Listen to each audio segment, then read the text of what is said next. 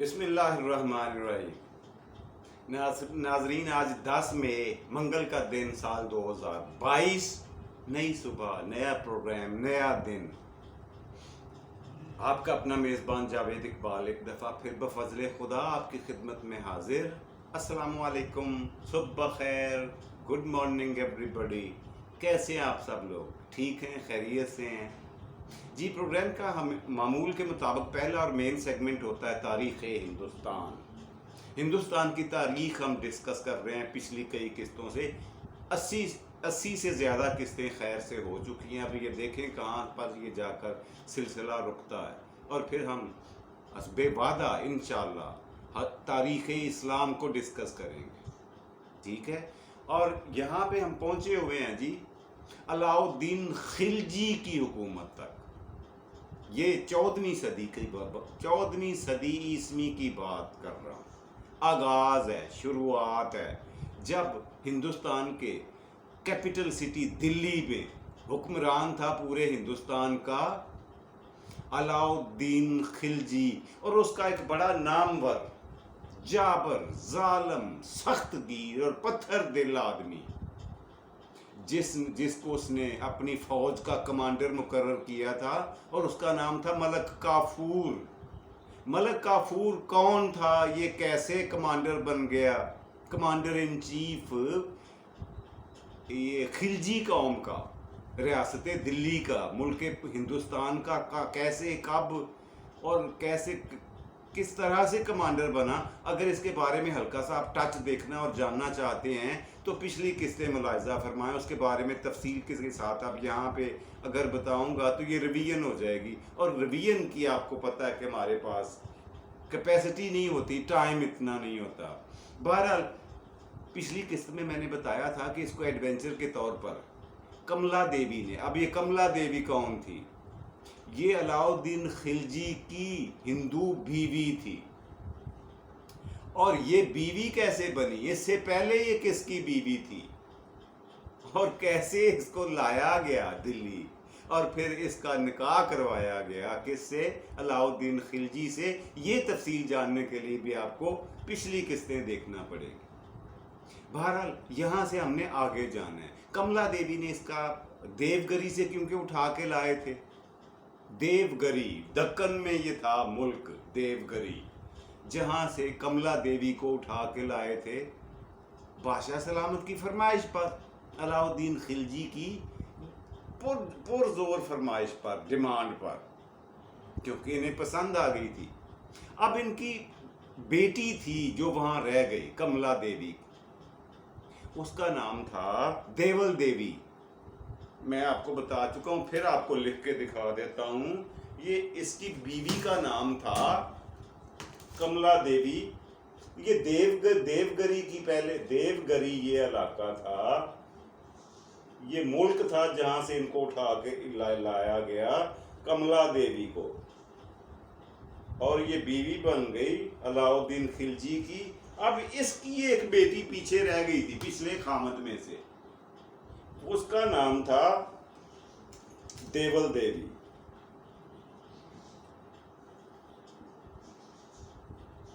जी, इस मुहिम के लिए भेजा जी किसने?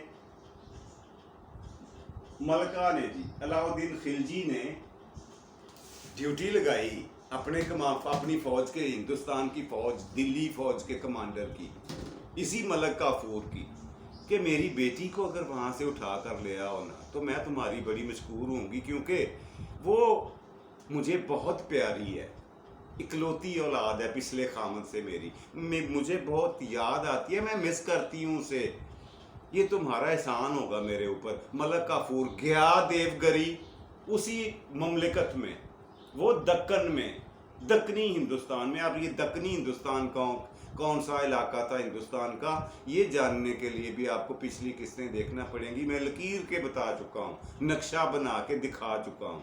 ये जनूबी इलाका था, बंध्याचल पहाड़ जो कि तकरीबन वस्त में है। बंध्याचल पहाड़ हिंदुस्तान के एक तरफ सेंट्रल हिंदुस्तान है, मरकज़ी कह लें या वस्ती कह लें, दूसरी साइड जनूब की तरफ यानी दक्कन की तरफ जो इलाका है विंध्याचल पहाड़ के उस पार, जो तीनों अतराफ से समंदर में, बहरे हिंद में, इंडियन सी में घिरा हुआ है, वहाँ पर मौजूद था देवगिरी का मुल्क।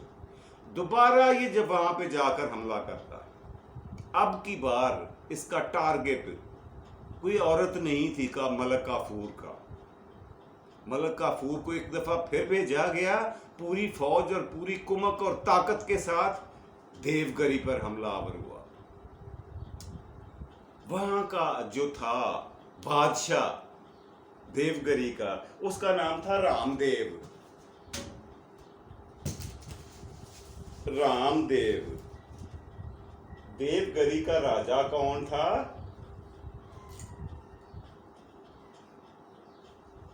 बादशाह था राजा रामदेव।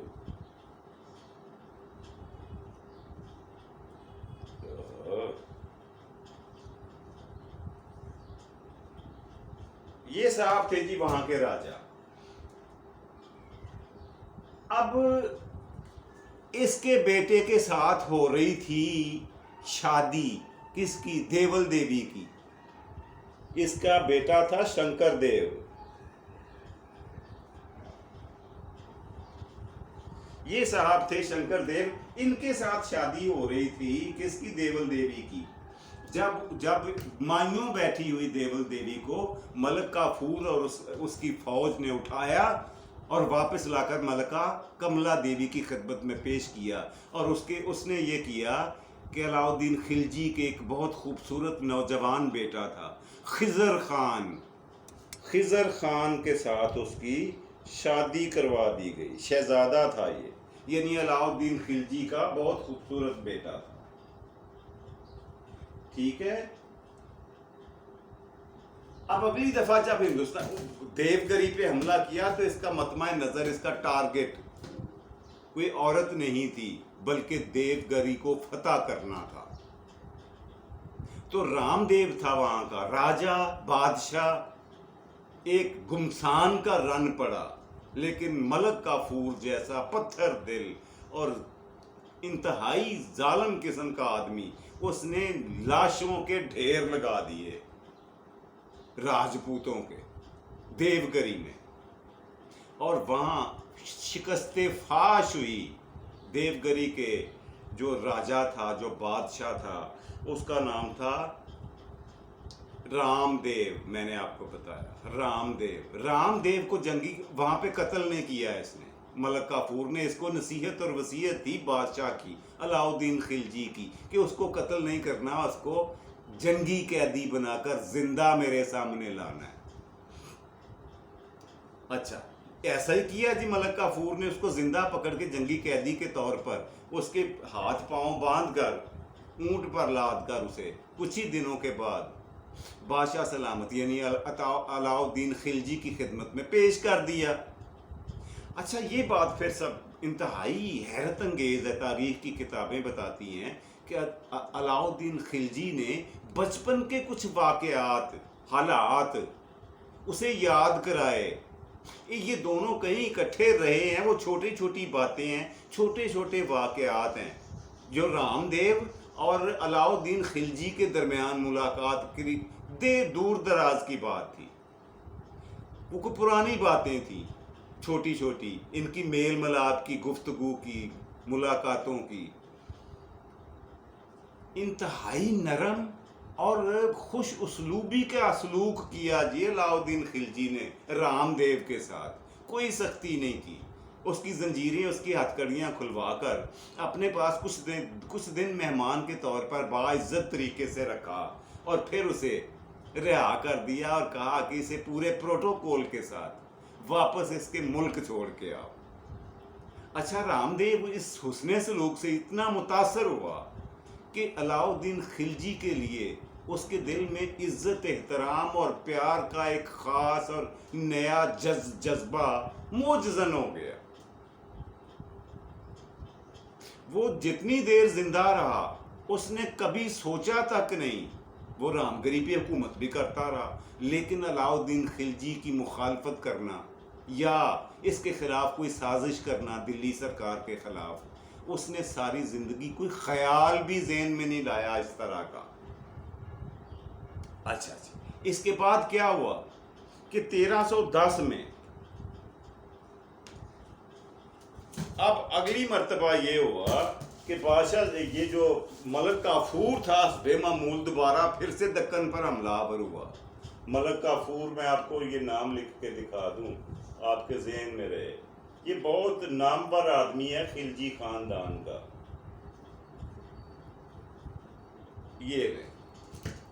ये था जी कमांडर इन चीफ फौज का।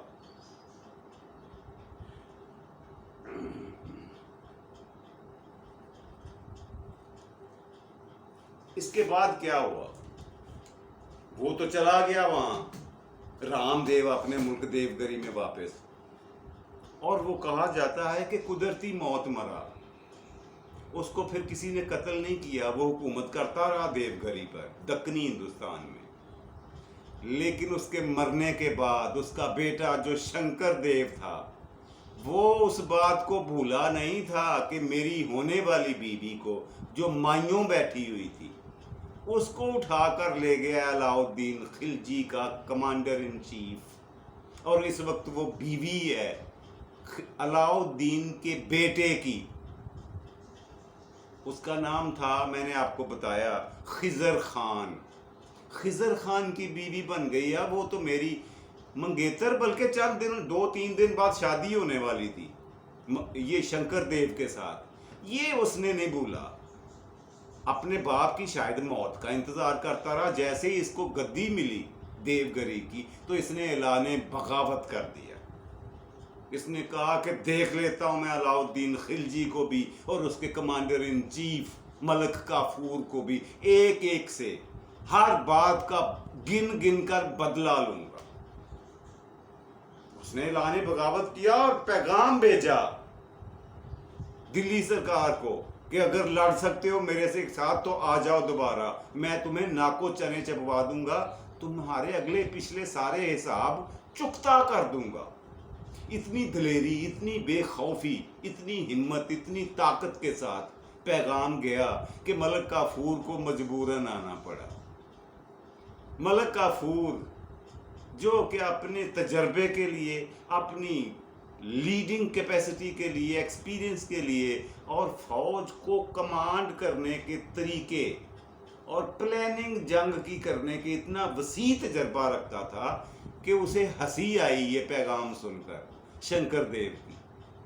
वो क्योंकि उसने वो सारा इलाका देखा हुआ था, कई दफ़ा हमला कर चुका था और कामयाब लौटा भी। वो यहाँ तक कि उसकी मंगेतर शंकर देव की वो उठा करके ले आया था देवगरी से। वो मैं आपको बता चुका हूँ क्यों, कैसे और वजह क्या बनी उसको उठा करके लाने की, और खिजर खान से उसकी शादी कैसे हुई। बहरहाल ये दोबारा मलक काफूर अपनी फौज को तैयार करने का हुक्म दिया जी। कुछ ही दिनों में ये उस न्योता पर, ये उस चैलेंज पर रवाना हुआ जो इसको अल्टीमेटम दिया था शंकर देव ने, ये देवगरी के बादशाह ने। ये वहां पे गया, इसने लोगों को, इंसानों को गाजर मूली की तरह काटा वहां, और आखिर जाकर तलवार शंकर देव की गर्दन पे रख दी और बोला, बोलो तुम्हारी जान बख्श दूं, तुम्हें जंगी कैदी बना लूं या कत्ल कर दूं, क्या चाहते हो?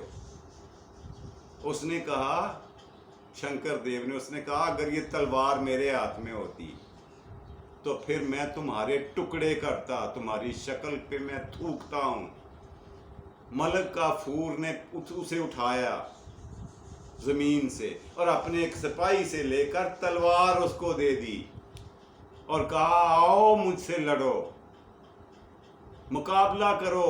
और अपने सिपाहियों से कहा कोई भी हमारे करीब ना आए, 1 to 1 मुकाबला होगा शंकर देव का और मलक काफूर का। चंद ही मिनटों में ये मुकाबला खत्म हुआ और शंकर देव जो था उसका सर अलहदा पड़ा हुआ था और धाड़ अलहदा पड़ा हुआ, और मलक काफूर फातिहाना अंदाज में अपने दोनों बाजू आसमान की तरफ उठाए अपनी कामयाबी और कामरानी नुसरत और फतह के डंके बजा रहा था, नारे लगा रहा था। अब उसने सोचा ये कि मुझे वापस नहीं जाना चाहिए, थोड़ा आगे बढ़ना चाहिए, क्योंकि देवगिरी को मैंने फतह कर लिया है। इसका बादशाह जो था राजा शंकर देव, उसे तो मैंने काट दिया। अब इसने ये किया कि पता करवाया कि करीबी रियासत और मुल्क कौन सा है देवगिरी के, दक्कन में ही, दक्कनी हिंदुस्तान में ही करीबी रियासत, करीबी मुल्क या अमीर मुल्क जहाँ से माल और गोदाम ज़्यादा मिल सकता हो, ये इसका मतमा नज़र और टारगेट हुआ करता था। और बादशाह उतना ही राज़ी होता था दिल्ली वाला अलाउद्दीन खिलजी, जितना ये ज़्यादा मालो मता लेकर आता, सोना चांदी हीरे जवाहरात के ऊंट लाद कर लाया करता हर हमले के बाद। इसलिए इसने कुछ दिन वहाँ देवगिरी में क़याम करने के बाद इसने लोगों से ये पूछा कि यहाँ पे करीब करीब कौन सा मुल्क है जहाँ पर हमला किया जाता है। लोगों ने बताया जी वहाँ पे कन्नड़ा में एक मुल्क है, कन्नड़ा बहुत बड़े इलाके का नाम था कन्नड़ा। ये रहा कन्नड़ा।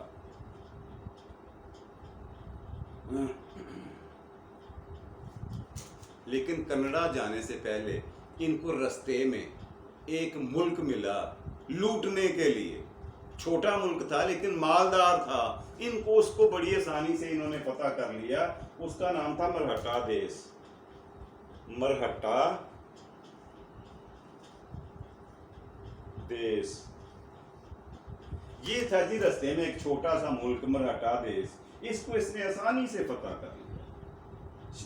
और इसके बाद इसको बताया गया जी कि अब वो साल हो चुका था, सन लिख लें, नोट फरमा लें। इट वॉज 1310, 1310 ईस्वी थी। अब ये साल चल रहा था जब इसको ये बताया गया कि कन्नड़ा के इलाके में मैसूर एक शहर हुकूमत है। मैसूर की बहुत बड़ी सल्तनत है, लेकिन मालो असबाब उन मंदिरों में ढेर सारा है। इसने उधर का रुख किया जी, मैसूर का। ये कन्नड़ा के इलाके में था, ये ज़हन में रहे। ये कन्नड़ा के इलाके में मशहूर मुल्क था मैसूर। मैसूर को और हवालों से भी हम आगे जाके डिस्कस करेंगे। ये तारीखी मुल्क रहा है, तारीखी इलाका रहा है सुल्तान टीपू की वजह से। वो तो बहुत बाद की बात है, उस पर भी आएंगे इंशाल्लाह। लेकिन फिलहाल ये 1310 की यानी 14वीं सदी के आगाज की बात हो रही है। तो मैसूर पे जाके इसने हमला किया। ये रहा, नोट फरमा लें। मैसूर पे जाकर हमला कर दिया इसने। और उससे आगे फिर इसने लोगों से ये पूछा कि इससे आगे कौन सा मुल्क है। लोगों से ये पता किया कि इससे आगे कौन सा मुल्क है जहां से ज्यादा मालो असबाब मिल सकता हो, जमा हो सकता हो। तो लोगों ने ये बताया कि इससे आगे दौरदवार है। दौरदवार समंदर,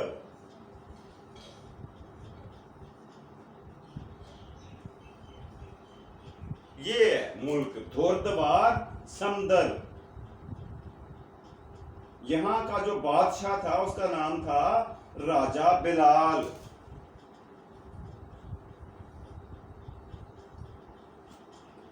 दौरदवार समंदर का राजा यानी बादशाह था राजा बिलाल। ये उसकी राजधानी थी।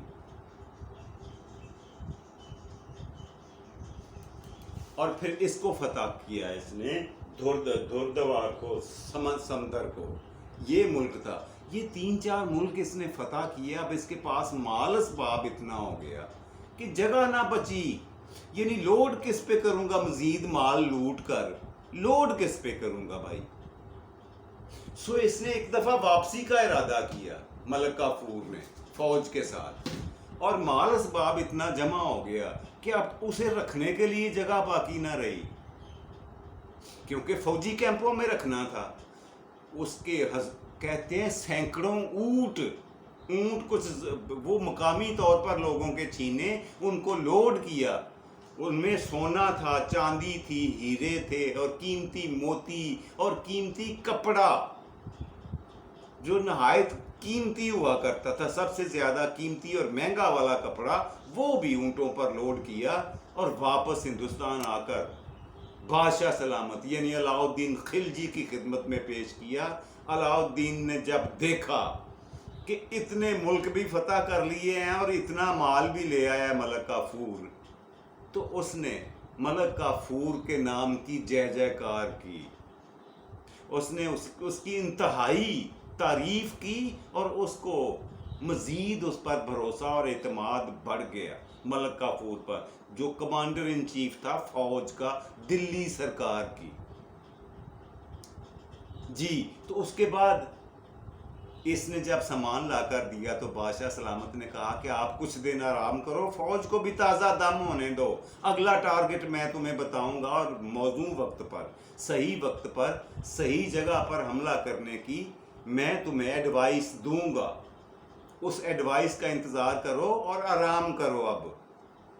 और फौज जो ख़ास तौर पर कई महीने लड़ने के बाद वापस आई है, इसको भी रेस्ट करने दो थोड़ा। लो जी, यहाँ तक, और हम भी रेस्ट करते हैं यहीं पर, इसी मुकाम पर, इसी नुक्ते पर आज के प्रोग्राम का पहला सेगमेंट यहाँ पे क्लोज करते हैं। अभी मलक काफूर का रोल ख़त्म नहीं हुआ, अभी इसकी चढ़ाई और कई मुल्कों पे आगे हुई। वो कौन से मुल्क थे, इलाके कौन से थे, इंशाअल्लाह अज़ीज़ अगली किस्त में वो डिस्कस करेंगे। ये था जी आज के प्रोग्राम का पहला सेगमेंट। दूसरा सेगमेंट हुआ करता है आज का लफ्ज़, आपका फेवरेट सेगमेंट आज का लफ्ज़। आज का लफ्ज़ बड़ा मज़ेदार लेके आया, हिंदी का एक मुहावरा है जी, हिंदी का एक मुहावरा है, ये आपके सामने लिख देता हूं।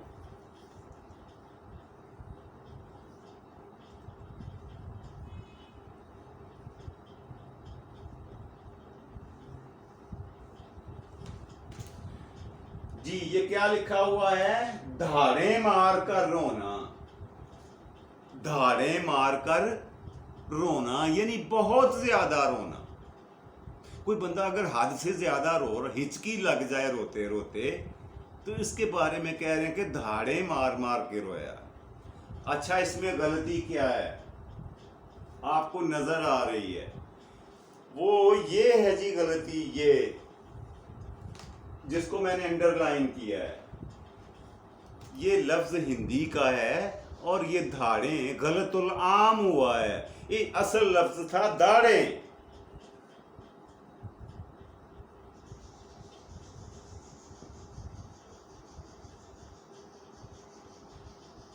दाढ़े मार मार कर रोना, ये था जी असल मुहावरा और लफ्ज जो बना था, जिससे शुरुआत हुई थी, जिससे स्टार्ट हुआ था। दाढ़े मार मार, दाढ़े यानी ये दांत, यानी जब बंदा इतना रोए कि उसके दांत आपस में टकराने लग जाएं, दांत आपस में पीसने लग जाएं, तो उसे कहा जाता था ये दाढ़े मार मार कर रो रहा है। दाढ़े, दाढ़े नहीं, दाढ़े, ये दाढ़े दांत। अब दाढ़ें जो थी वो बिगड़ कर यहां तक, हमारे तक पहुंचते पहुंचते धाड़ें बन गई। दाढ़ें ना रही, दाढ़ें बन गई। अब ये क्योंकि गलतुल आम हो चुका है, हर जगह प्रिंट हो चुका है, इसको सही करने की कोशिश नहीं करनी, इसको इसी तरह से चलने दें। इसको अब धाड़ें ही कहें, दाढ़े नहीं कहना, क्योंकि आप इसकी मरम्मत और तस्हीह और दुरुस्तगी चाहें भी तो कर नहीं सकते। गलतुल आम हो चुका है और शायद ये मुनासिब भी है। ये जो इसमें तब्दीली आई है, हो सकता है कई लोग इस पे मुसर हों, बज़ेद हों कि ये तब्दीली मौजू है, मुनासिब है, ऐसा भी तो होता है जी। तो आज के प्रोग्राम दूसरा सेगमेंट यहीं पे क्लोजिंग, और तीसरा और आखिरी सेगमेंट आज की बात जी। आज की खिदमत में, आज की बात जो मैं आपकी खिदमत में पेश करने जा रहा हूं वो बड़ी मायने खेज है, पुरमगज है, खास बात है जो मैं आपकी खिदमत में पेश करूंगा। बात ये है कि अगर इंसान का रोने को दिल करे तो उसके लिए बेहतरीन मौका और जगह मैं आपको बता देता हूं, और वो जगह और मौका क्यों अपनाना चाहिए ये भी बताऊंगा अभी इसी वक्त आपके सामने, और क्यों ऐसा करना चाहिए ये भी बताऊंगा। रोना है ना, दिल दुखता है किसी बात पे, बंदा अपने इमोशंस पे, अपने जज्बात पे काबू नहीं रख सकता, तो तहज्जुद के वक्त नोट फरमा लें, तहज्जुद के वक्त जाए नमाज पर बैठकर रोना, यकीन जानिए कि सामने वाला, सुनने वाला, जिसको मुखातब करके आप रो रहे होते हैं, खालिक़े कायनात आपको, आपकी रोने को, आपकी जागने को, आपकी दुआ को, आपकी दिली कैफियत को भी प्यार भरी नज़रों से देख रहा होता है और मोहब्बत भरी समातों से सुन रहा होता है। और ऐसा क्यों करना चाहिए? इसलिए कि सामने वाला, सुनने वाला, जिसको आप सुना रहे हैं, कभी आपका मजाक नहीं उड़ाएगा। ये है वजह। आप जिस मर्जी रिश्तेदार, जिस मर्जी दोस्त, कराबतदार, अहबाब के साथ बैठकर रोए, उनमें से कोई ना कोई ऐसा जरूर होगा जो आपके सामने ना सही, आपकी पीठ पीछे आपका तमसखर उड़ाएगा, आपका मजाक उड़ाएगा, आपके लिए तालियां बजाकर, खिलखिलाकर हंसेगा आपकी इस हरकत पे। हो सके तो मेरी बात पे गौर कीजिएगा।